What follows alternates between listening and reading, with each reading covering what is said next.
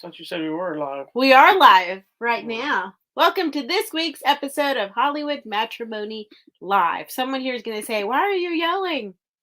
I'm sorry, baby. Somebody has a headache. All right. Thank you so much for watching this week's episode. Make sure you go like, thumbs up, subscribe, share, tell everyone you know. Do it right now because look, we're live. I'm going to go share it right this second. Let me turn my sound down because I don't want to be that guy. Let me write a message.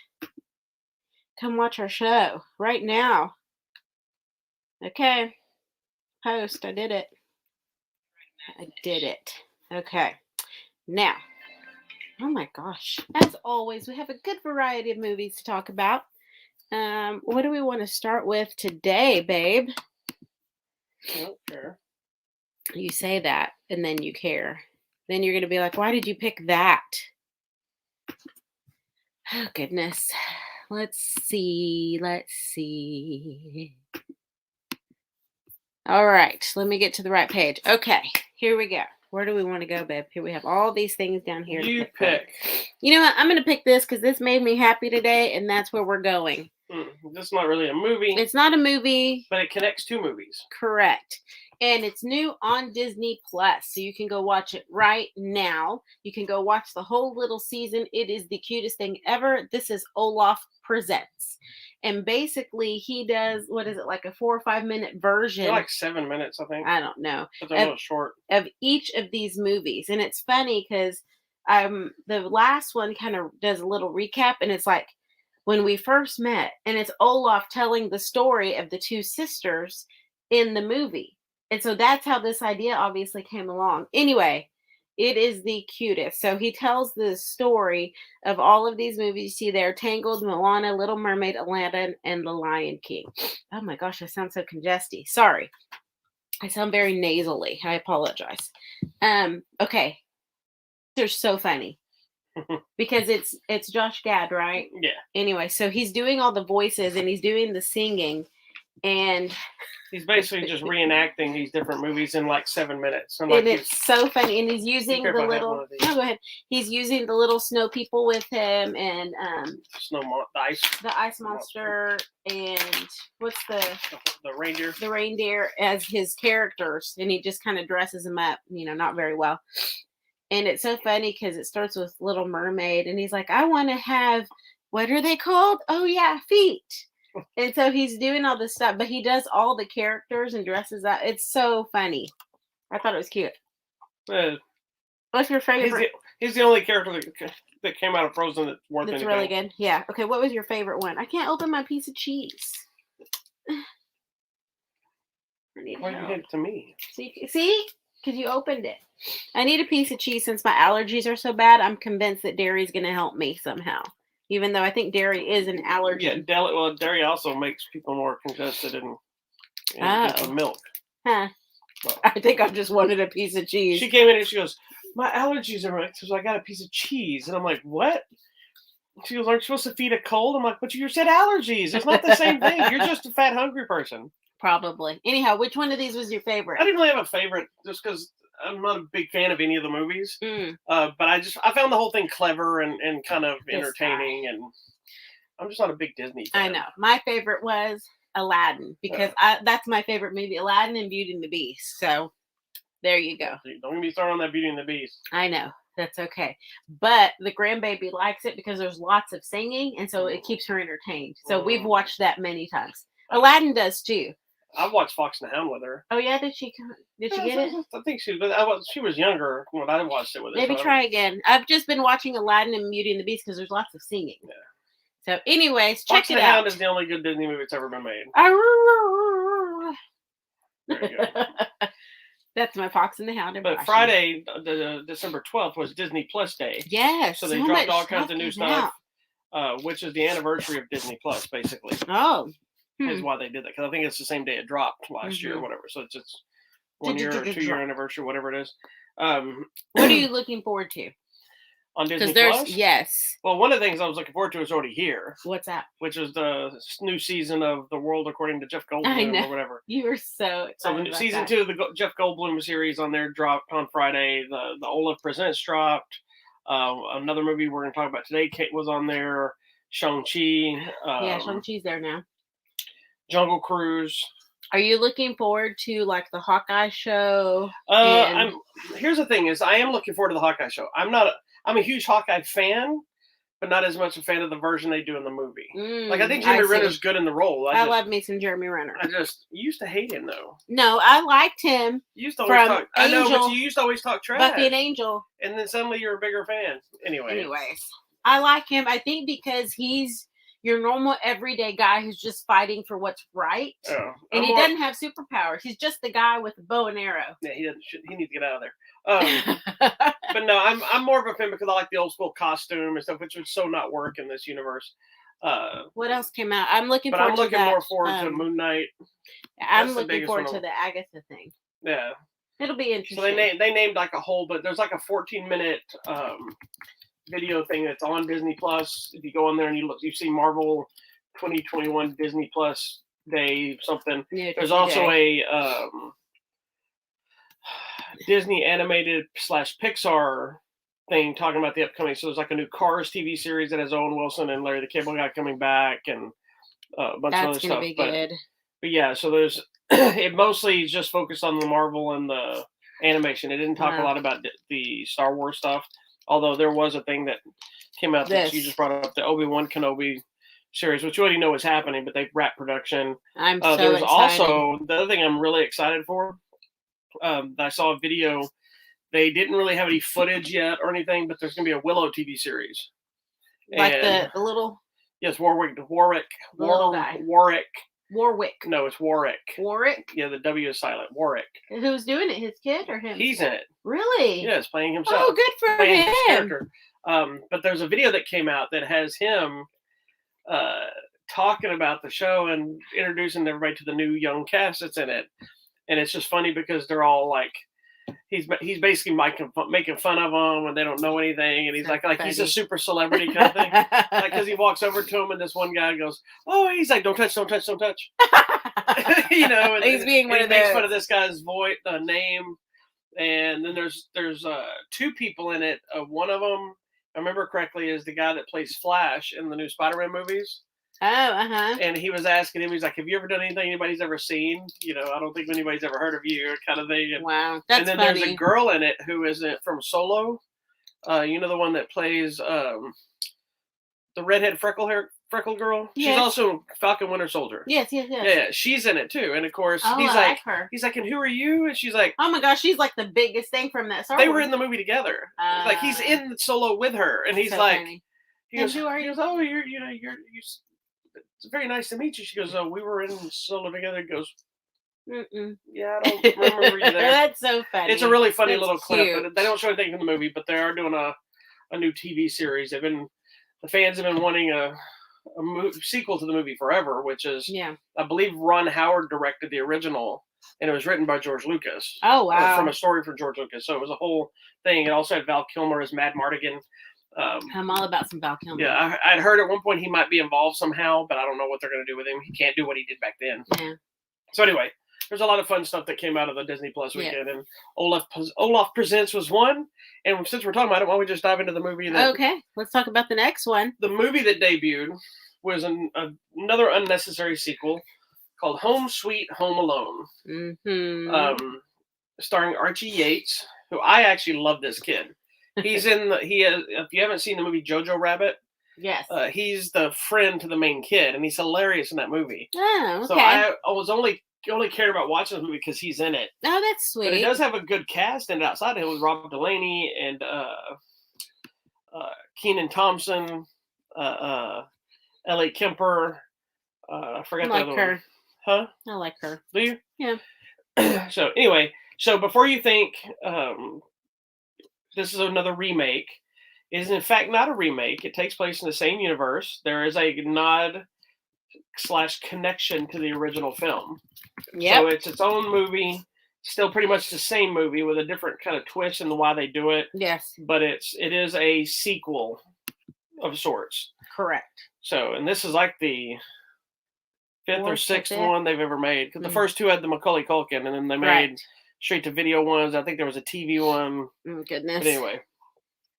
So, What did you think of this movie? Well, now that you asked, it was all right. Yeah, you can eat those if you want. Okay. It was all right. I mean, you don't like Home Alone. I don't particularly care for Home Alone. This falls in that category of chaos. Correct. And I think specifically with this one, this would have been like a, hello, I'm here for this one thing. I'm so sorry to interrupt your holiday. That would have been the whole movie. Yep. So to me, when you go through this whole thing, and I know that's the point, it's supposed to be funny, the series of events and blah, blah, blah. But for me, when it's just like, I could have knocked on your door and asked for the one thing I was looking for and be done, it all seems kind of pointless. Now, this kid's good. Yeah. And I like Ellie Kemper because I think she's hilarious and cute and sweet and everything she does. You never watched her Netflix show, did you? I did not. You should watch. We own it. Oh, okay. We can watch on But Netflix.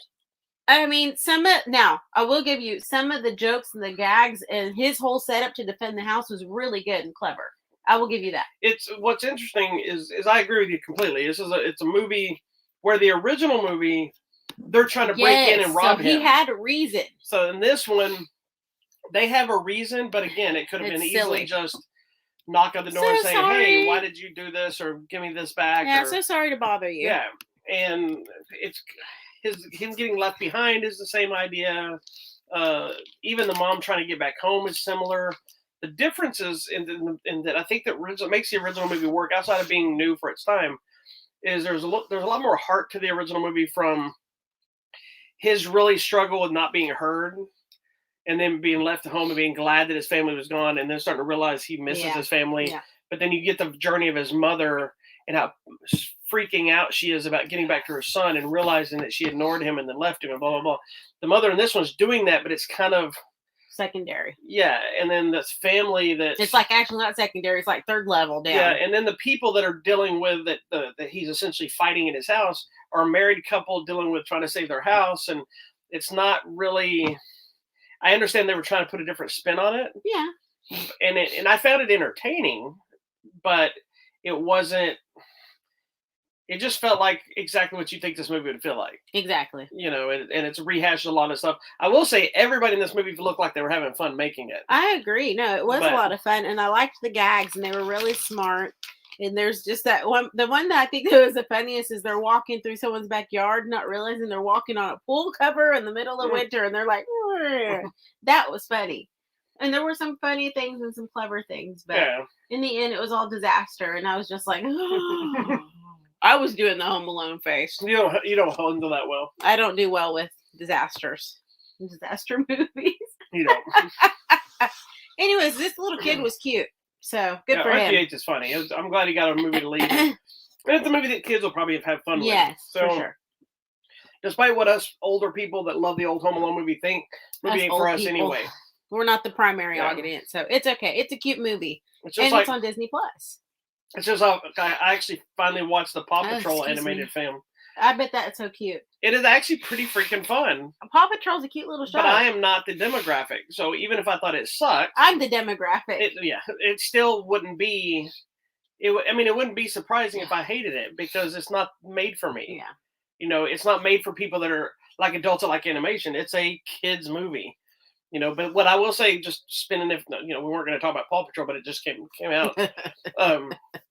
It does the thing you're supposed to do when you make a feature film from a TV series. Go bigger and make it feel like something bigger. Okay. Not make it feel like just a show on the screen.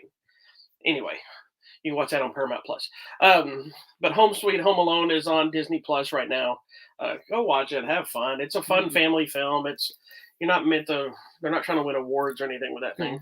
I am the demographic for Paw Patrol, Go Dog Go, Bubble Guppies, the little people. Paw Patrol, the movie is actually, I can tell you right now, it's better than Go Dog Go and Bubble Guppies. You didn't like Go Dog Go because you didn't like the animation of their eyes and their fur being different animation. It looks stupid. It's so cute. All right, next. Pick number. You want to tell me about this one? Why don't you tell me about your movie? All right. Because I know this is your movie. Oh, yes. I was super excited. One of my favorite movies of all time is Francis Ford Coppola's The Outsiders. Which, if I'm not mistaken, was not met with critical acclaim when it originally was released.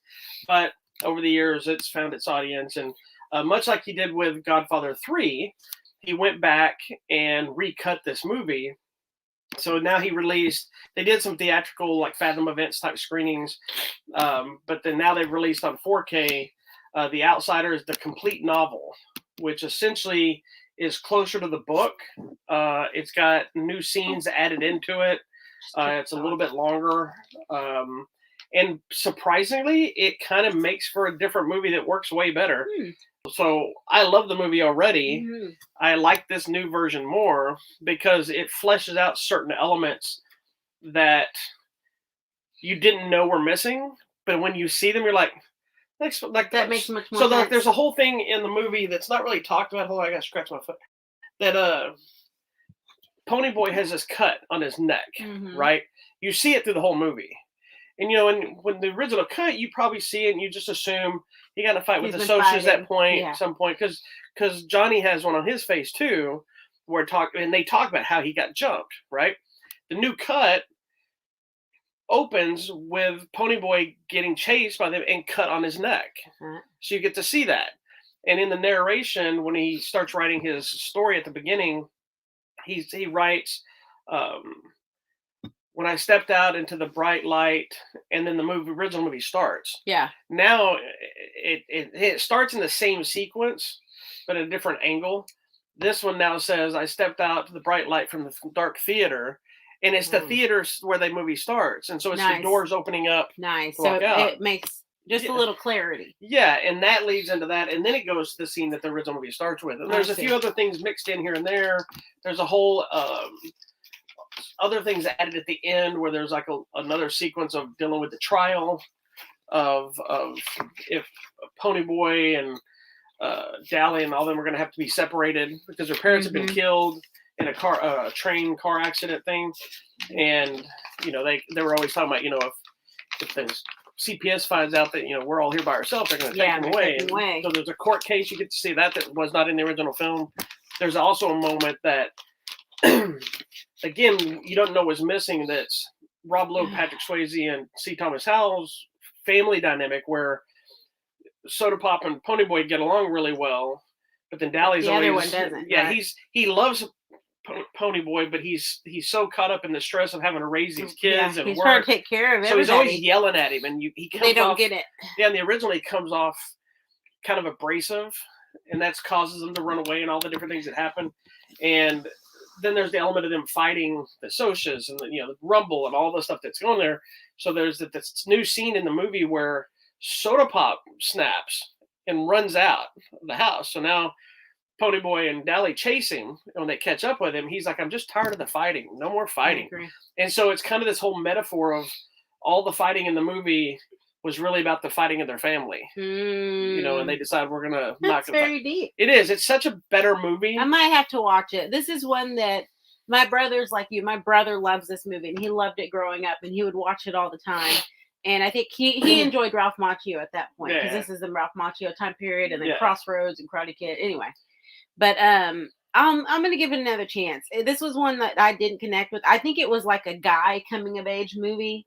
It is and it isn't. So if you, maybe, I can see maybe I just didn't connect. I can see it as a young person. I can see that because I'm also 5 years younger than my brother. Yeah, I can see that. But if you look, I think if you watch it now, you'll see more of the family situation, the dynamic. Okay, and I'm gonna try it again. There's also a social commentary. How the Socias, who are the people with the money and the fancy cars and the educations, are better than the greasers. Who but they were jerks, right? Yeah, and they were actually more of the bad guys than the greasers were, and it's an interesting dynamic. And there's like a lot of abuses at the home where like Johnny's family's always abusive, and he never wants to go home, and Ponyboy's at his house, and his brother's kind of abusive, and it's a lot going on there. Yeah. Anyways, it's a good one. Matt Dillon robbing convenience stores with no shirt on, all kinds of stuff. Like, I don't know how that happened. Not the guy from Gunsmoke. No, not that one. Not Marshall. Not Marshall Matt Dillon. The actor Matt Dillon. Actor Matt Dillon. Yes, that was Jim. And this movie also has always amazed me, even though when it comes out, most of them are relatively known. It was kind of like this and Red Dawn always amazed me when I was younger, because it was like all these same people are in the same movie. They're not. I know not everybody's in both of them, but it's a lot of the similar things with Patrick Swayze and C. Thomas Howell and Rob Lowe, and you get them all in there, and you're just like, who else was in this? It's like that Brat Pack. Yeah. Oh, Estevez was there, right? Do what? Is that Emilio Emilio Estevez is Estevez? in there. Rob Lowe, Tom Cruise, Yeah. Emilio Estevez. So it was like that group of guys that were like up and coming. The Brat Pack, they were called. Which is funny, the whole Brat Pack thing with them and St. Elmo's Fire and what's the Breakfast Club? Breakfast Club. Yet Rob Lowe, I remember him doing an interview. Was like, we were all called that, but we never really hung out with each other. Yeah, they never even talked to each other. Because technically, Demi Moore was in that group, and what's her face, Ali Sheedy, and Molly Ringwald, all of them. Anyway, I love this new version. The new release on the 4K actually has both theatrical and the new release. I think it's got some bonus content and stuff like that, so it's a great release. If you're a fan of the film, it's must have. If you haven't ever seen the film, then you're a fool. You need to watch it. And if you're like this one's like, I don't really connect with it, then I'm gonna try again. You should have to live by yourself for the rest of your life. I don't want to live by myself for the rest of my life. If I do, you take the dogs. I'll take my dog. Dogs. No, I take my dog. I only own one dog. You get Senorita Chaos. Gosh, she is chaotic, guys. She's so chaotic. Look like her back there just sleeping. No, now she is, but in a minute we gotta hurry because if she wakes up and the show's not over, we're in trouble. Okay, where do you want to go? I don't care. You want to go here? Because that was a couple of weeks ago. No, we watched that this week. We're a little behind. No, but it hasn't even come out yet. It comes out this week. It does? Yes, on Tuesday. Why do I feel like I'm behind? Because we got the digital download a long time ago, and then we never watched it because I was waiting for it was closer to the time, so you wouldn't do this. Sorry, and I just did. I was trying to do exactly what to solve this thing, and you're doing it anyway. It's because somebody else watched it that mentioned it to you before us. Yes. Okay, so we're talking about the new movie, The Eyes of Tammy Faye. It's hitting Blu-ray and DVD this Tuesday. Lord have mercy. Did it not have a theatrical? Yeah. That's what I'm thinking. We missed it in the theater. That's what I'm saying. But then we missed it. Okay. We're still getting a new release. Anyways, this is brand new. There you go. It follows the story of Tammy Faye Baker and Jim Baker and their rise and ultimate fall from grace. Yeah, and the PTL. Is it PTL? PTL. Praise the Lord Network. Yeah, the PTL. And I'm sure I watched it. 700 Club and all that crap. I used to watch it. But it was 700 Club is still on. Oh no! I watched it sometimes, but only because I was baffled by her face. Oh, all of her makeup. It was a lot. It was a little too much. This movie stars Jessica Chastain as Tammy Faye Baker. Looks nothing like Jessica Chastain. Yeah. Andrew Garfield as Jim Baker. Looks weird. Yeah, which they both got cheek implants for this movie, like cheek prosthetics. Vincent D'Onofrio shows up, and a bunch of other people. Now, is Jessica Chastain the one that other review girl hates? Yes. Did she do a thing about I don't know. I I'm going to go watch her. I'm confused to watch anything. Anyhow, I think Jessica Chastain looks amazing in this movie, and I think she did such a good job. Well, let's rephrase that. The makeup is amazing. Okay, the she doesn't look amazing. She looks she looks similar like Tammy to the Faye. character. Yes. But she got down her mannerisms and her little weird head nods and the laugh that I'm she wondering would if that was her actually singing. I'm thinking it really was. Yeah. Anyways, there's a lot happening in this movie, friends. Whoa. Okay, so if you don't know. Yeah, if you lived through this time, it was a very interesting kind of more detailed journey to see, because I have a different opinion of them now. Because the only thing you really knew back in the day was they were these two televangelists. She had the makeup. They were on the 700 Club and PTL and all that kind of stuff. And then he was arrested and she disappeared. Correct. That was kind of the story element I had. And I'd only hear about her popping back up on different things or writing books and his sexual accusations stuff, news stuff. Right. This was interesting to see how they were actually, if this is actually true, but how they were God-loving people. They weren't really originally shysters. Correct. And I think I'm way more familiar because we totally watched all this stuff growing up. Okay, this is my family's where we're at in our world. So we totally watched 700 Club. We watched that other station. And then when we saw PTL came out, I do remember us watching it. I do remember telethons.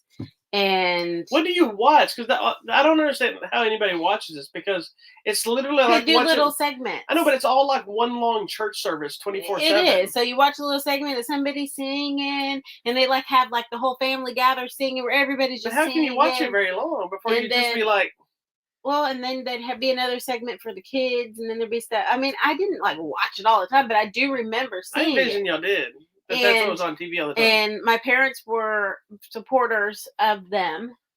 I don't know if they gave money. That I don't know. But I do know they probably did the 700 Club. I'm going to bring it up during Thanksgiving. I'm going to be like, hey, I like that Tammy Faye Baker.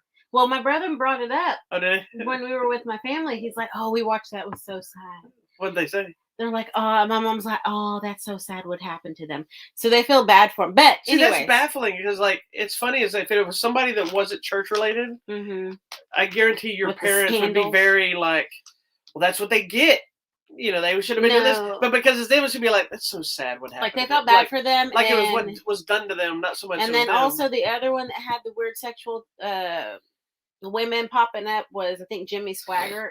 That one really devastated my family. They cried about it. They were so upset that he had this fall from grace. That's so I'm just telling you, every freaking minister. This is my family dynamic. Was these I hate people. To tell you this, but every minister has some shady business behind the scenes. So all of them. No. Yes. So then, I'm aware of who these people are. Yeah.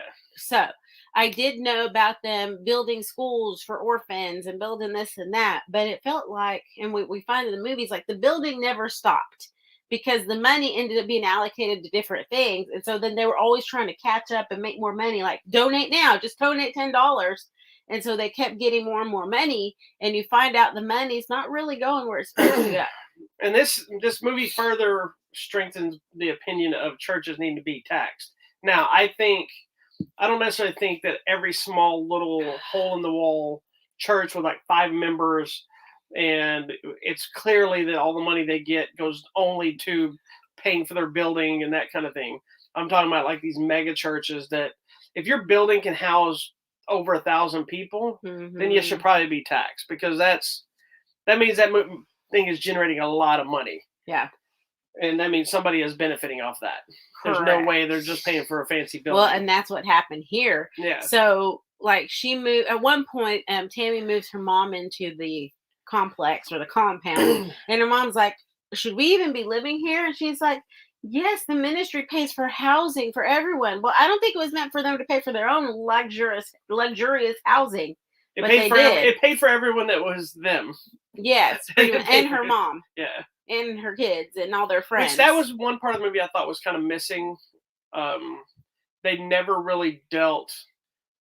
There was kind of a skipped moment there where the mom was kind of against everything and her church thing, and even against him being married and against their relationship. And then the next time we see her, that she's kind of just accepted it and they're all together. It's like I know that's a small portion, but it's like. Well, but I think the mom also just. She had no choice. Her and her husband. I know. It was one of those things that they made very important early on, and then it kind of dropped the ball. Well, I don't think it was. Her mom didn't approve of herself. Like, her mom had her own issues. Yeah. And once I think she saw that Tammy had some acceptance publicly, maybe that's what helped. I don't know. There's a difficult relationship there, so who knows?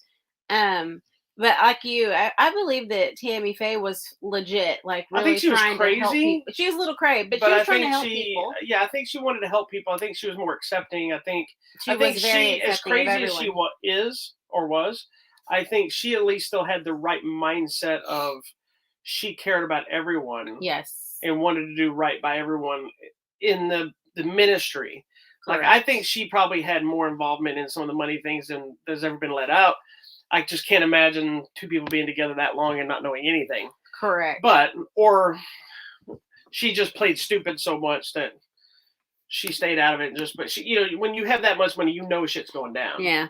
I do applaud her for her stance in the acceptance in Christianity, that for her, God loved everybody, and that meant everybody. What it's supposed to be. So it's supposed to be our job. When there were, whether you agree with it or not. I agree. So there were times where other pastors were trying to like get her off the air, stop her from talking. Women shouldn't be talking, that whole thing, and she didn't care. She was doing her thing.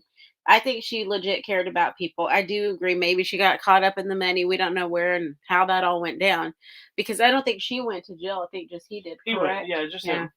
So, anyways, it's a little bit crazy, but it's interesting. Ironic that whole story is she is such a cartoonish looking figure, And by the time all this was off, she was actually a parody of herself. Mm-hmm. Sadly, I mean, it's sad because of the way it fell. But my only major complaint of this movie is that we never got any explanation of the makeup, of where it came Correct. from or why she started doing it the way she did. I agree. Like, I have theories after seeing the movie, but there's even one scene where they're kind of laughing at her makeup. Yes. That's but sad. they never still. I'm like, okay, we're gonna finally understand. They still never did.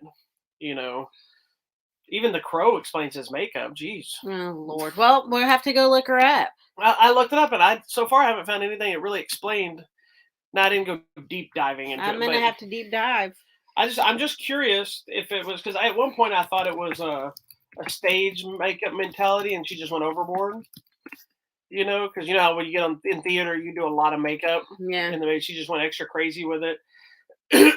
There's another one where somebody was like, I think there was a scene where somebody was talking about how they didn't think she was pretty enough or something, and she started doing the makeup, and I was going to be like, it was going to be this aggressive, am I pretty enough for you now kind of thing, and then people were going to like it or something. It kind of became because it did become like her Sally Jesse Raphael glasses. Correct. I got some of those. Yeah, that was her. We even had a friend who showed me a picture. She got hit in the face and had a black eye, and it was all blue and purple. I'm like, you should paint the other side. You've been Tammy Faye. Yeah. Goodness. Anyways, yeah, I think when did she pass away? I think 2000 something. I remember. Anywho, yeah, it was a lot. It was a lot. I think in a way she was hiding, because you find out early in her childhood, her mom was essentially hiding her from the world, and so maybe she's like, I'm just thought she needed to hide. Yeah, I don't know. Anyway, the movie's actually really good. It's a slow burn. It's a talkie. There's no really over the top excitement. There's no real big twist. There's no big, powerful moment where you're like, oh yeah, that you get in some of these movies. It's just the story. It is what it is. It's sad. It's funny at times, but it's. Yeah, I mean, and because I'm familiar with their lives, I mean, I even know like their children kind of suffered afterwards for it as well. I know specifically their son, I think, kind of got into ministry. I'm trying to remember, but at one point, he went to go visit his dad in prison, and it's just like, why'd you buy me all this stuff? What I really wanted was just time with you. Yeah. And they were so busy and involved. I mean, he goes through it where Jim Bakker, in this point, he's on the phone like day and night. The phone's ringing like constantly, nonstop. Well, it was interesting because there's doing something. There's one specific sequence with when he makes Tammy Faye, even though she didn't really do anything, make her apologize publicly in their personal narrative situation. But it's strictly so they can get more donations. Because, and I love the way that scene is shot, because she's in tears and she's talking and she's heartfelt, pouring out her regret and her sorrow for what she did wrong. And he's not looking at her; he's watching the phones and seeing if the phone's like that. because he's looking like this, but he's looking. Yeah, and it's the exact moment that you realize the only thing he cares about. Yeah, that's all he cared about at this point. And so I'm like, man, that fell apart. I think that's what I'm telling you. In some ways, I think she was legit in what she was doing. Of course, she benefited from it financially, but they were the prosperity gospel people, like shiny big tooth guy in Houston right now. The prosperity people. I don't like him at all. But yeah. Anyways, he's not a minister. The big tooth guy's not a minister. He's a. We're not talking about the same one. I think you're talking about the guy that didn't donate or help anybody. Yeah. Anyhow, oh well. Check out Joel Osteen. I don't like him particularly. Now his dad was like a for real pastor. Yeah. Because I'm telling you, I'm very familiar with these stories from my family. My dad's pastor. Come from line the pastors. So I'm just telling you. Anyways, poor Tammy Faye. Check it out. It's an actually very interesting story. It is. It's good. I like that. I wouldn't be surprised if she gets nominated for something for it. Yeah. But she passed in 2007. Yeah, it might be one that kind of gets lost on the radar just because of the pandemic world. When it got released, it didn't get as big a push as it should have. But that doesn't mean anything for the award stuff because it got its release. So we'll see what happens. At the end, one of her last interviews, what do you want to be remembered for? My eyelashes and my walk with the Lord. They said, and she did both. There you go. All right. Well, that's Tammy Faye. Check it out. It'll be on Blu-ray and DVD, and I think it's on digital already, Blu-ray and DVD this Tuesday on the 16th. Okay. Now let's go to something I'm super excited about. Clifford, the big red dog. I'm so Love baffled Clifford. that you were this excited about this movie. I love Clifford. I remember at the Scholastic Book Fair, I'd always take my money and buy me a Clifford book. I love it. I think I don't think And Mary, what's her name? Mary Elizabeth or I don't know. Emily Elizabeth. I never really read Clifford a lot. I did a little bit, and I know the kids read it a little bit when they were little. But I was more interested in the art of that book because it was simplistic art that I thought was interesting. So cute. But I never really cared that much about the book.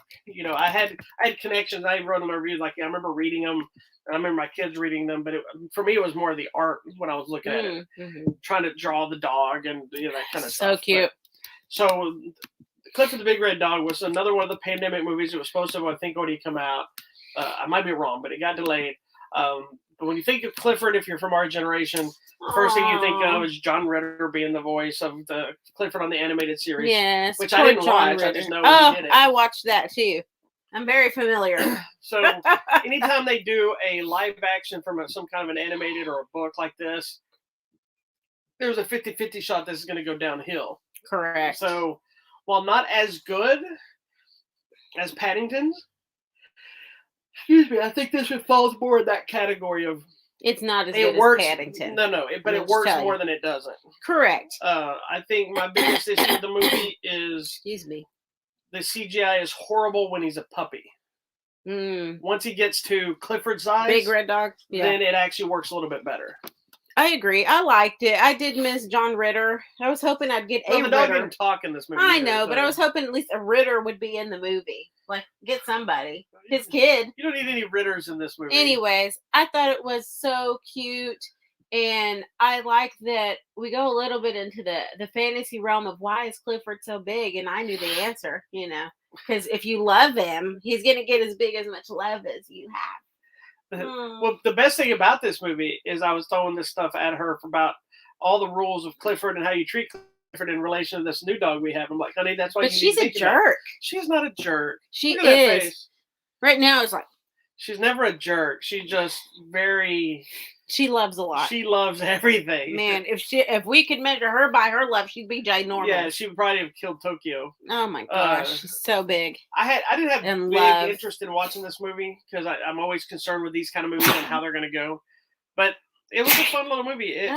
It's the exact movie you think you're going to get. Yeah, pretty much. It's got the fun chaos, the silly nonsense. Oh, there's lots of funny people in this movie, too. It's another one that's got a lot of...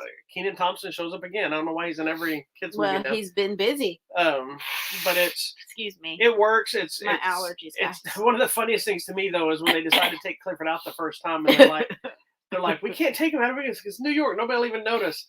And they walk out. And nobody notices. They don't even care. It's so funny. But yeah, it's a cliched movie that you know exactly where it's going to go, what's going to happen, kind of thing. But it's fun. I think the kids will like it. It's a little slow starting, getting to the point. You have to just get with it. But I also like that they don't try to make some deeper meaning behind his growth outside of just he grows based on how much you love him kind of thing. Yeah. Of course, there's always a bad guy that's kind of silly, which they could have done without. But it is what it is. Yeah, but they have to do it. Yeah, it's your typical formula. Yeah, that's what I'm thinking. Then it's fine. It's cute. I think everybody's gonna love it because I loved it. But I love Clifford. Gotcha. This form of chaos doesn't bother me. Clifford chaos. Because as soon as Clifford's in the room wagging the tail and knocking everything off the desk, I think it's funny. First thing I'm thinking is like, who's going to pick that up? And why aren't you bothered by this? I don't know, but I wasn't. I love it. I thought it was great. Oh, it's lovely. I think it's a fun movie, but it's not one that I would probably ever watch again. But it is what it is. It's another one of those that I think kids will have fun with. If they can get through that first little bit of it, which is a little slow, limping along, trying to find its thing. Once you get to the Clifford stuff of it, it's really cute. Yeah. And then it is about just family and, that the dog is family, but family. And being different and accepting some bullying and all those kind of things. And then I like, too, the neighbors. I mean, everybody loves everybody in this little neighborhood, even though you have the quirky neighbors here, and it's like, it's a whole thing. So it's super cute. Anyway, it is in theaters now, and it's also on Paramount Plus. check it. So you can check out Clifford the Big Red Dog. They went head to head, pretty much with, I think, Eternals this weekend. And did Clifford do well? It did okay. Good. Eternals was still number one. Well, all right. So then we're going here. Which is the new one? That one. That one. Well, both. Both. Yeah, they both. And they were both on the line. No. Well, no. Technically, yes. The other one did a Fathom event screening first. You want to talk about that then? It's whatever you want. Okay, so we're gonna go from one movie I enjoyed to another movie that I enjoy.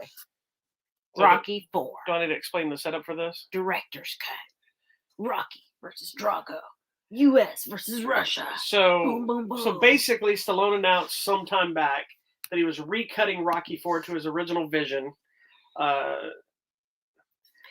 and adding a bunch of footage to the movie. Now, what you need to know, which is a misconception, I've seen a lot of people think this, even someone I was talking to last night, a lot of people were like, do we really need a 3-hour Rocky movie? Yes, we do. No, we don't. But this movie, he adds like 40 minutes of footage, but he takes out almost the same amount. So this movie is actually, 2 minutes longer? 2 minutes longer. It's the same hour and a half runtime, but it's a different dynamic, where the original movie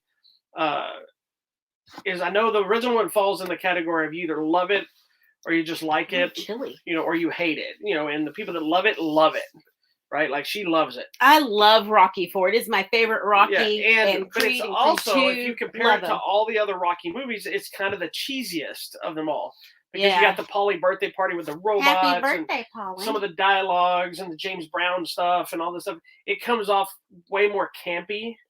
And I love it too, but it comes off way more campy. And then it's got the political stuff. And Drago's more of a robot and that kind of thing. So this new cut is actually heavier. It is. It's a little darker. It gets rid of all the camp. So if you're not a fan of the stupid robot sequence that most people have been bitching about since that movie came out, I'll miss you. all of that is gone. It's more focused on the relationship of Apollo and Rocky, Adrian and Rocky, and their feelings on Apollo fighting Drago. Drago gets a little more humanization. Yeah. To him, there's a change in. Matter of fact, this movie makes more sense to how you see Drago in Creed 2. Mm-hmm. With the original, the way it ends, with the reaction of the minister or whatever he is, makes no sense to what supposedly happened to him. Correct. That's changed. This makes more sense. The fights are cut different, and some of them are longer. Some are just different angles. So it doesn't feel like you'll watch it and you'll be hard pressed to see a lot of changes without, like, she'll explain to what we did so we can see it. But I personally think this is much like The Outsiders, when this is a better version of this movie, which is rare because a lot of these director cut things come out. It's like they had 3 minutes of footage and it doesn't feel that much different. And they charge you $40 for a new 4K. Yeah, like this one. So what they did is, this one didn't get a massive theatrical release. He did a Fathom Events one night only screening, where then Stallone did a Q&A thing as well. Correct, which was cool. And then now it's on demand on all the platforms, so you can actually rent it for like $3.99. Yeah, or purchase it for a pretty good price. Yeah, or purchase it for like $15. Very digitally. accessible for everyone. So first, I want you to explain to them what we did to watch it, so we could kind of really see. Because I wanted to rewatch the original, but she did something better. I watched the original probably a month ago, because I watched Rocky 4. She watches it all the time. And Creed 2. Yeah. I watch these movies a lot. I love Rocky 4. I watch his training montage and the fight scene often, like when I have to do a big presentation or something. I watch it to get pumped up. So I'm very familiar. And then she mocks me for all the karate shit I watch. I know. And then I'm over here singing, I sing all the songs. Oh my gosh, I probably annoyed you last night. I'm so sorry. I'm just realizing I sang all the songs. She did. Anyways, so what I did is, we started this movie. I'm like, you know what? I want to see what's different. So I played the original Rocky 4 on my phone, had it like here side by side, and I'm watching. And thankfully I'm deaf, so I can't hear it anyway. Yeah, so I had the sound down anyways, but I was just watching what's different. And so, yeah, all that stuff with Paulie and the robot and the birthday, that's out of there. And instead, at the beginning, we get a lot more of the conversation of Creed and Rocky, and Creed like wanting to come back and fight him. And Rocky's like, I don't think you should. And then that lunch with Adrian has a lot more to say of like, Paulo, it's not that we don't think you can. We're worried about you. You haven't been in the ring for 5 years. So that adds a little bit more to me. Like, I didn't realize it'd been that long. And of course, yeah. And so there's a lot more depth to the story now. Even the montage in the beginning that's from the previous movie from 3 is different. Correct. It focuses more on the fight with Clubber and oh my gosh, it was Rocky finding his way back, because it's kind of the same story. Correct. He gets beaten down because of the death of Apollo. He's kind of got to find his way back again. Mm-hmm. So I think the importance of that was showing him what Apollo did for him. Yes. Which is what embraced their relationship. I think that's why that's changed. Yeah, and I think so too, because once we get into the part in Russia where he's training, and the trainer's like, I raised Apollo. I love Apollo. I know what you're going through. That whole little interaction felt way more heartfelt this time, having had that moment with Apollo and Rocky at the beginning, like an extended moment with them. Yeah. Instead of the funny ding ding, we didn't get that this time. That's out of there. It's much more heartfelt and serious. So I'm actually going to tell you, I liked this version better. And who knew I would, because I love Rocky 4. Yeah. But you go through, and the montage is similar. There's maybe one or two things. The fight scenes are kept completely different. The first fight with Drago is much longer, because in the other one, I think round 1 and 2 are about the same. This one, round 1's much longer and expanded, and round 2 is a little shorter. And then the rest of the rounds continue like normal. But towards the end of the fight, we get much more reaction from Apollo's wife on that fight. Then in the new fight, we get much more reaction from Drago and what's her name? Like, they're there. And that, I'm like, what? This is different. Like, you even see Rocky go over to Drago after the fight. But they don't do that sappy, like, I forgive you. No. It's more like he just went over there, boxed him, and you get a whole scene of Rocky and them leaving the ring together. Yes. Because if I remember correctly, in the original, he gives his whole speech, and then it's just kind of a... He's like, to my kid who should be asleep.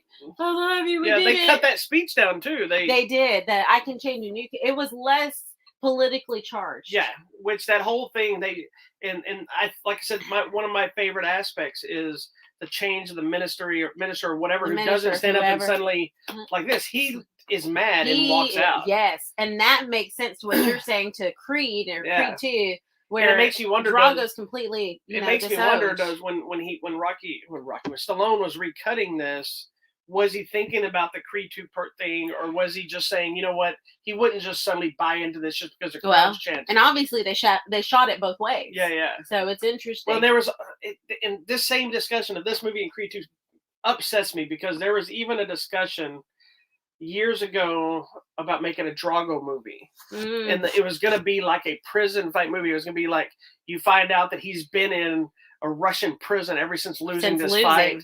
And that they make him come back out to fight. It was very Rocky Balboa-esque, but in the Russian prison system kind of thing. I'm like, that would have been badass. And then see that he got out, had a kid, and then go to this other thing, and then been to Creed 2. But because at one point, does he say something of like, I must win or something? When the first time he's like, you're dead. But in the second one with Rocky with the gloves, I don't know, because to me it made his "I'll break you" line. I must break you. I think that's what it is. I must break you. Because then later in this fight, then when I've always got the part where he's like, I gotta win. He's like, I'm not fighting for you, I'm fighting for me. Yeah. And I think that makes more sense too, with the guy being mad at the end. Yeah. Because the guy, I felt like he's turned on Russia. Yeah, the speech with the man trainer dude, the best friend of his wife. Yeah, that was much more. The other thing too they cut was one of my favorite speeches from his wife, because that was also the politicalized thing. He's like, "You think you Americans are so very, very good, and we are so very, very bad." They cut most of Brigitte Nielsen out. Yeah, she's gone now. Does that have to do with them being exes? I don't know. I don't know. Wonder, but he did bring her back for Creed 2, so yeah. Poor thing. I liked her hair in Creed 2. That the rest of her, you know what? But she's an older woman now. I know. But I wonder if they're still friends. I don't think so. I think she was crazy, and remember she was with Flavor Flav for a little while. Oh, it's not like a rock friendship with his ex-wife and his new wife. I think that was a publicly bad thing when that went down. Yikes! And I'm pretty sure it was Jennifer Flavin or whatever his wife's name is. That who he's with now? I don't even know. Jennifer Flavin may be another one he was with before. I don't know. He's another one of those that had a lot of them. He's been with the same person for a long time now, but anyway. Well, I really like this new version. I like it too. I really if you're upset about the new version, guess what? You Jennifer can go watch Flavin. The original version of Stone. They've been married for 24 years now. Flavin? It is Jennifer Flavin. They have And the you know, three and daughters. all of his daughters are beautiful. Yes, They're because they all look like so pretty. all the moms. Well, and you know, some of them have, you know, yeah. I mean, they have like his hair and like the hair color. Yeah, The one but with the she dark was like hair. a model or something. But yeah, they're all Like, beautiful. even her now, Good you can for tell him. that.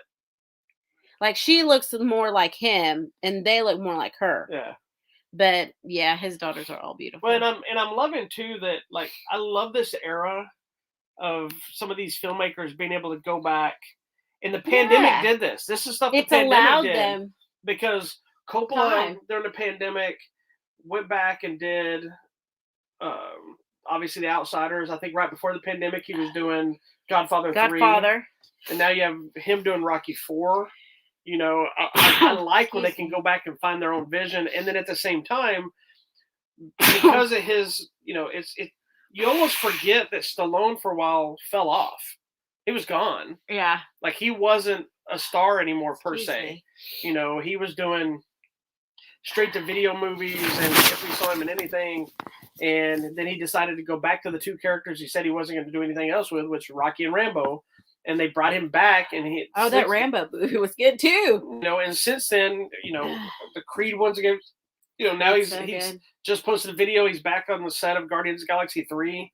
You know, So he did cool. the voice in Suicide Squad, and there's some other came out, and he's teaming up with one of the people I forgot. I don't know if they worked on The Sopranos or worked on some other show like that. They're doing some crime show that he's going to play a mob boss that gets out of prison. Oh, that'd be perfect. Yeah, that he gets out of prison, but it's almost like Get Shorty. Yeah, where he gets out of prison and he wants to start like some new, I guess, mobby group or whatever. But he's like in like Wyoming or something weird, Kentucky, something that makes no sense. So it's an interesting that sounds fun. direction. But and then supposedly there was a series that him and Dolph Lundgren were working on together, and I don't know what happened to that.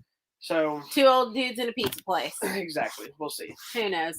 Man, yeah. I enjoyed this very much, but I'm a fan, so maybe I'm totally biased. But it is better than the original. If you like the Rocky movies at all, even if this is one even of if you just like number one, rewatch this one. If you hate this one, that's even more important to rewatch this one to see if it changes your opinion. It might not. It's better. But I think with the camp gone, it does make it feel more along the line of every other Rocky movie. Mm-hmm. You know, because I don't remember much of them outside of the Hulk Hogan sequence, which isn't really camp, it's more celebrity moment. Well, the one that I think everyone doesn't like is one you do like with Tommy Gunn. Yeah, the movie's trash. I just like that fight. I like that fight at the end. The street brawl. He's Rocky like, you don't know Rocky. Rocky's from the streets. Rocky 5 is not a good movie, but I was a fan of Tommy, the boxer, before he got into trouble and stuff. But I love that fight scene when he finally it is good. You know, because in the first Rocky movie, a lot of people tend to forget that he was like a collector for, a crime boss guy. And he's like, hey, so he want me to do anything else? So he'd rough people up, and I remember that scene. We never get to see it, and so this movie made me finally get to see Rocky in the street, not training in a fancy montage, not in the glitz in the boxing ring, just fighting in the back alley with us full of. It sold me on the first. I'll never forget the moment is because he comes. Throws that punch, he sidesteps, catches him that hook in that arm, and just starts beating him in the back of the head. And I'm like, that is not a boxing fight. This is a street fight. Yeah. Oh, so good. Anyway. Okay, sorry. Moving on. We obviously like Rocky. It is available, like I said, on all platforms where you can buy pay-per-view kind of stuff. For $3.99, anybody can afford to watch it at least once. And if you want to own it, you can spend the $15. Yeah. I'm sure I'll eventually get a Blu-ray, hopefully get a DVD release of some sort. Maybe it'll have like a little book and things. Yeah, like a who big knows? Release. I'm excited. It was interesting. If you want to go to Stallone's Instagram, it's actually a really fun Instagram to watch because he's always doing stuff. Well, he posts like these long question answer things. Oh, man. Yeah. Where he'll sit down and he writes down questions that people have asked him, and he'll sit there and answer them. He posts silly things with his daughter sometimes, but he'd been posting a lot of stuff from the set of movies. Like he's been posting stuff from Expendables 4 and showing the sequence and showing this bar scene. He goes, so what's going to happen? And he did this whole thing explaining a fight scene that was being set up. That's fun. Like this guy's got to get to this part, and it's going to go over here to over here to over here, and all these people got to figure it out. And then the Guardians, when he showed, it was a thing for doing CGI, that captures their likeness in the face. Oh, fun. So he's showing the thing that's like a dome, it does all the picture flashes and whatever. So he shows it, this is what they're going to do. Then he did another one where he's holding the camera like this, so you're looking up at him. as they're doing it. That's and it's cool. like it's like flashing lights and ooh, it's crazy. It's pretty cool. Like I said, his Instagram is fun to watch. There's all kinds of stuff. there's And a lot I've of been good following the journey of this release because he announced it on there. He was posting videos of him in the editing room editing it. That's so fun. He was posting videos of him talking about it, the poster when it came out, and what he's doing, and he always ends it with "keep punching," and Oh, that's so fun. it's cool. All right, cool. Check it out. Moving on. Good. We have All one more right, thing. last movie for today. The last movie today is another streaming movie. It is also the biggest streaming movie Netflix has ever had. Good job, Netflix, on this. They were smart. Like they came out today and said it's the biggest numbers or whatever. And I think it was a $200 million movie. But it's a movie called Red Notice, starring Dwayne Johnson, Ryan Reynolds, and Gal Gadot. There you go. Is it Gadot or Gadot? It's Gadot. Are you sure? Yes. I'm gonna go look it up. I don't trust you. I'm a jerk. Anyways, okay. So basically, Ryan Reynolds is a thief, and he's trying to steal this priceless thing, and The Rock's after him, and then Gal Gadot shows up. Okay. That's what's happening. Here's the thing you have to understand about this movie is ridiculous. But in the best way possible. It's a fun movie. It's over the top at times. It's like a buddy action heist comedy kind of thing, but it knows exactly what it is, which is why it works. Correct. It's because just there are fun so movie. many elements that you could easily get frustrated about on why a car they find in a tomb that's been there for years can perfectly clean and can suddenly start. Because I know, it's I'm been just saying clean. how something else can easily just be, oh, look, here it is. It's like how these people suddenly show up. There's some of those things that you could get lost in the details. Yeah, I'll be like, that's dumb. But this is meant to be just fun. But on the other hand, it does take into account some actual physics, like with The Rock trying to jump on, like Ryan Reynolds can jump on something and bounce. That doesn't work for The Rock because he's ginormous. He's like bonk. They're like, oh my gosh, he's so big. And you know what? He had a hard time like doing the rollover and get up because he's just so big. He doesn't run well either, but he's he's a big dude, and his legs probably get in the way. I noticed that for the first time, really, in because that's when he started getting bigger. Was in that skyscraper movie. Yeah, when he has to run across that thing in the fire and jump. I think his legs like collide, like he's just like a bull, like running. He's like a bull. I wonder if he's flexible. I wonder if he still stretches for flexibility, because that's a problem if you get too big and not flexible. Yeah. Anywho, so random. I'm going to post it on his. But Instagram. if you think about it, Schwarzenegger was never a runner either. No, he was just like he could run, but Stallone could run, but Stallone was always lean muscle. Even when he got was big in this Rocky. Yeah, he was unhealthy in that movie. Yeah, but big.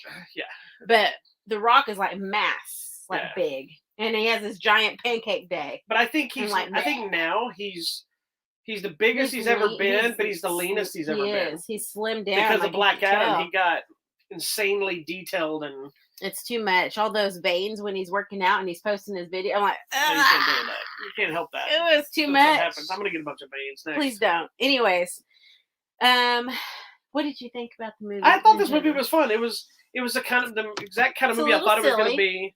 I thought it was a blast. It was fun. I thought Ryan Reynolds and Dwayne Johnson have great chemistry. I think so too. I think he just has good chemistry with people. Here's the thing though. This is one of those things that if you don't like Ryan Reynolds or you're tired of him, then you'll be very tired of him. That's what I totally wrote in my review about Free Guy. Free Guy. Like if you're not a fan or you think he's annoying, you'll be very annoyed with him in this because he's very Ryan Reynolds in this. He's becoming Ryan Reynolds in every movie. I compare this movie very heavily to The Hitman's Bodyguard. It's very much the similar tone with the two people, and it's like a dysfunctional relationship where they're not really friends. They don't like each other, but they kind of do, or they kind of want to help each other. And there's a lot of those elements, just like Reynolds and Samuel L. Jackson in that movie. Mm-hmm. And ironically, the sequel with Salma Hayek in The Hitman's Bodyguard, The Wife's Bodyguard, that feels like more of this, because now Gal Gadot, who's not in the movie as much as the other I did look at it. It is Gadot. It is not silent, she says. Well, that's what they keep. She corrected somebody else and said Gadot. That's why I changed it, because I used to call her Godot all the time. I say Godot. All right, well, I'm going to call her the Dot. Godot. Yeah, we'll say the Dot. Godot. That's fine. Then I'm wrong. I'll call her the Dot. That's fine. Nope, she is now known Says as the we've Dot. been saying her name wrong. Okay. She's now How to pronounce? Let's watch her own video. No, we're not watching. I'll watch a video of her saying it. No. I'm going to say Godot. No, I'm going to start calling her the Dot. Godot. She is now the Dot. Godot. Woman, the Dot. Oh, it's Godot. Godot. Anywho, I think she's so good in this too. She's fine. You know, I thought everybody was really She wasn't really a standout for me in the movie. She did fine. It's really about Ryan Reynolds and The Rock. Yeah. Dwayne Johnson. Yeah, she's fine in it, and she does a good job. And you can buy her as this character, and it works. You know, she's kind of playing a more humorous version of her character from Fast and Furious. Correct. So, technically. I mean, same thing. Who was the other lady? That lady I like too. Which lady? The Interpol agent. Oh, I didn't recognize her. I don't know either, but she was really good. Whoever you are, lady, you're good. I like you. It's just an action comedy. It's fun. It's clearly set up for a sequel, but also one that could probably end. Like, I am getting tired of every movie needing to set up for a franchise. Correct. Like, just let it naturally happen, because, like, at least the way this one ends, you know, it could make another movie, but it could also just end, you know, because it kind of took it that direction. But it's kind of obvious they're wanting it to be something else. Yeah. You know, where I like the ones where, you know, something like John Wick. When the first John Wick movie came out, yes, you figured that was it. It's like, dang. You know, and then of course now it's a franchise, and yes, it is way over the top of the franchise. You know, but is it?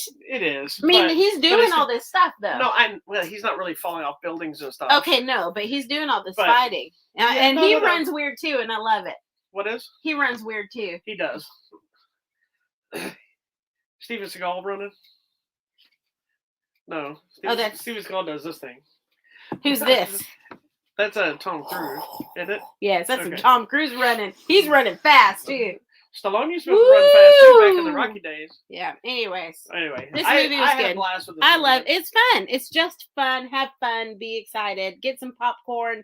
Grab you a beverage and just enjoy. Exactly. And it's available now on the Flicks of Nets. Okay, there you go. Thank you. Also, I'm not really going to go into detail of reviewing, because these movies don't need reviewing. But you might notice I have this interesting looking set sitting here. We're traveling to Middle Earth. This is the Middle Earth Collector's Edition that features 31 discs. It has the Lord of the Rings trilogy, the Hobbit trilogy, both the theatrical and extended cuts, as well as numerous. Here, I'll tell you what's on here. Oh my gosh. Numerous bonus features and bonus things. Why don't you show everyone how that... I'm going to in a second. It's basically like a Transformer. It is kind of. It has all the bonus features and stuff. It also has the Alamo Draft House, Lord of the Ring cast reunions, presentation reel. It's got a 64-page booklet of costume sketches, photography, and production notes. It's got 7 travel poster cards, art cards, and then, of course, as she's mentioning, this thing comes off. Move it over here. The box itself is like a magnet opening thing here. Let me move some of this stuff out of the way so I can actually open it. Oops, sorry there, T'Challa Star-Lord. So it actually opens up to this thing like here's right. So you have the collection here where you can see them, but then it also opens up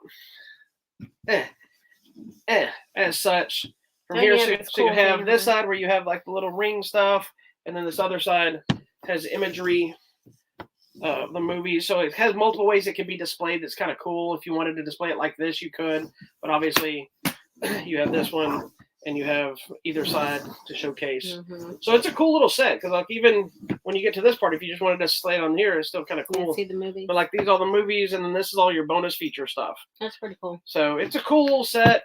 One of those puts out. It's 4K, so it's not just the standard. It's gonna look nice. Huh? It's gonna look nice. It's not just the Blu-ray. It's the 4K. It'll look nice when you watch it.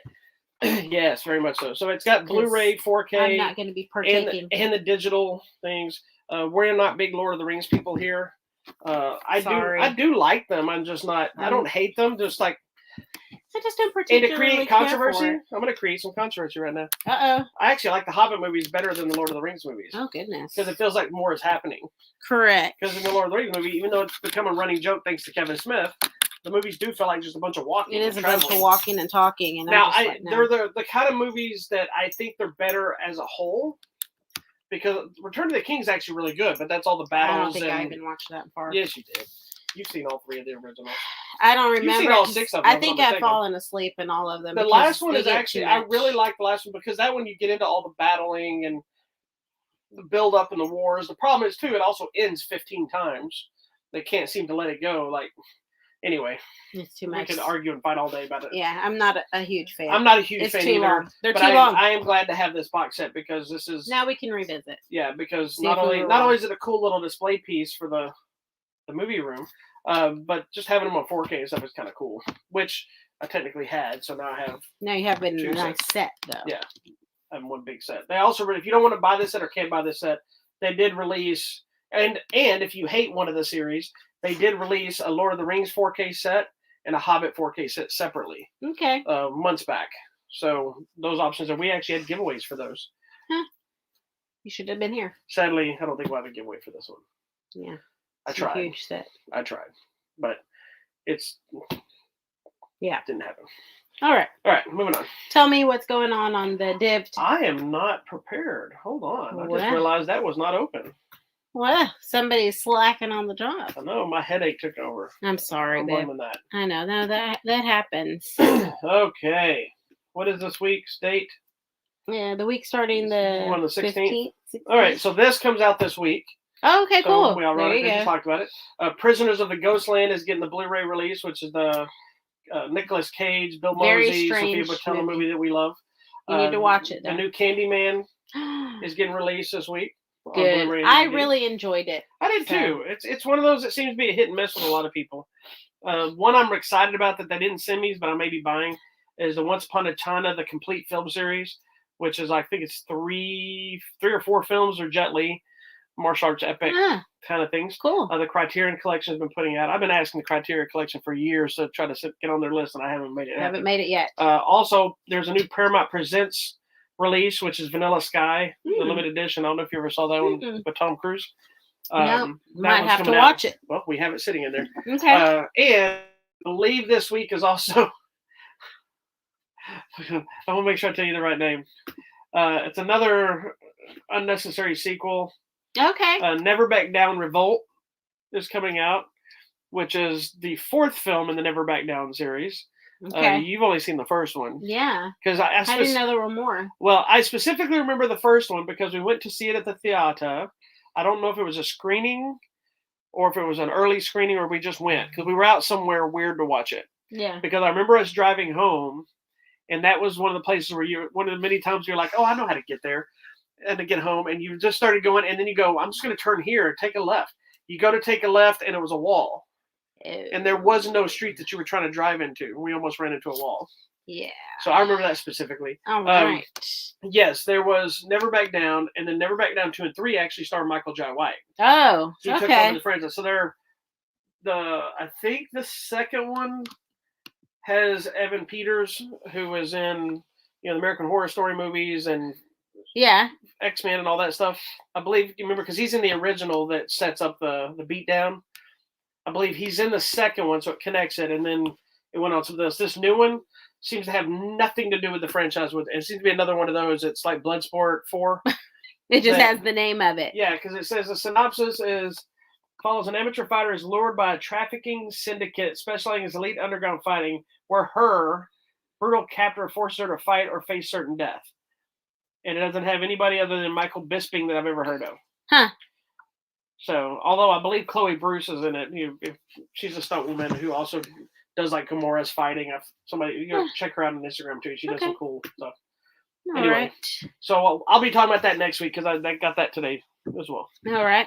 Go ahead. Coming out Tuesday, there's a Tuesday release on Video Demand and Digital, a movie called Vandal, the story of a graffiti artist in Miami. So that sounds interesting. Not a story about Vandal Savage?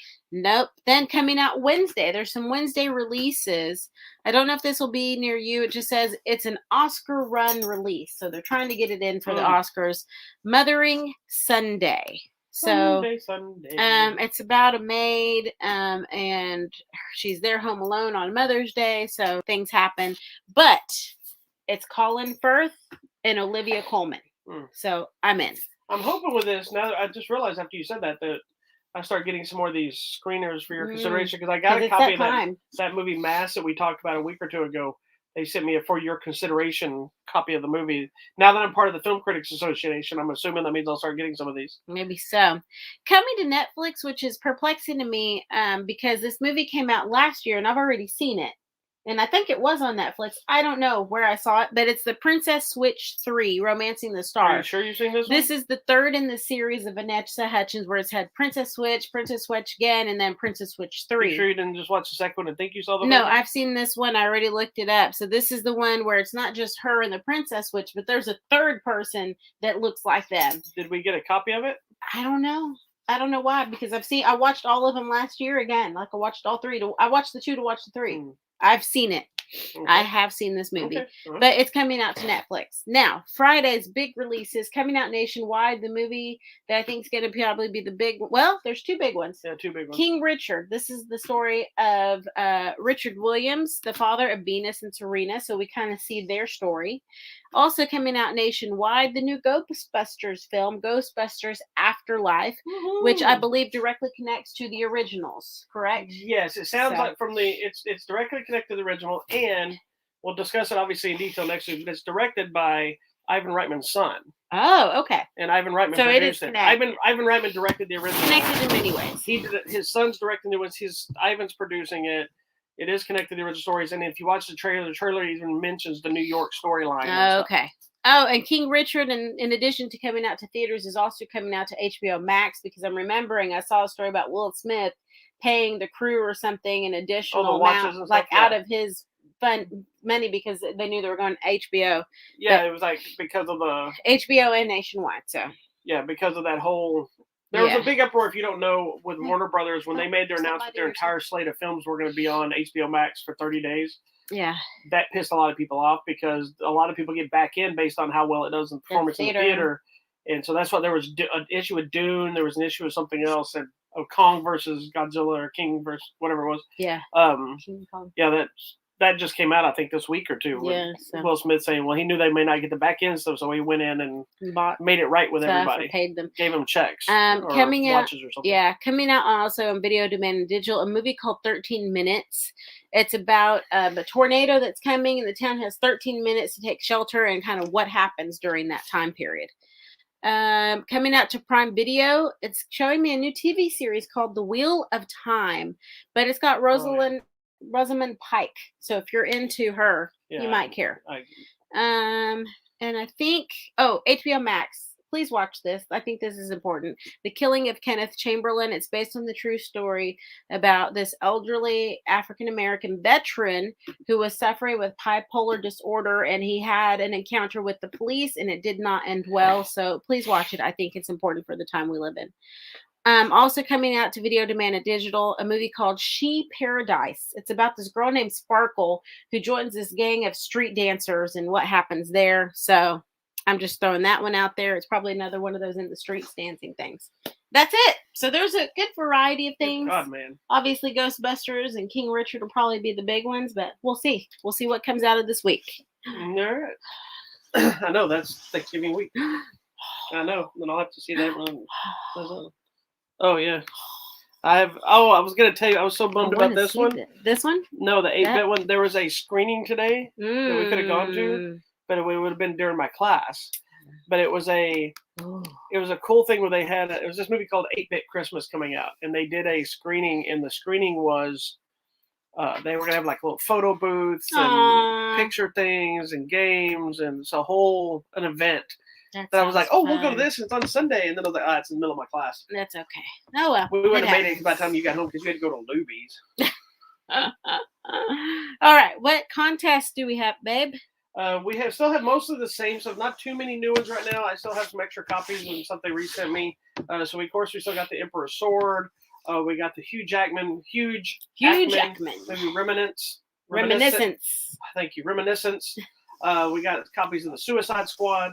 Not Suicide Squad, The Suicide Squad. Of course, The Outsiders, the complete novel on 4K that we talked about today. Copy of the Stand miniseries, the new version, not the original, with Gary Sinise with Whoopi Goldberg. And, of course, the Blu-ray of original I Spit on Your Grave. Yep. That's what's happening. All right. Well, thank you so much for watching this week's episode of Hollywood Matrimony Live.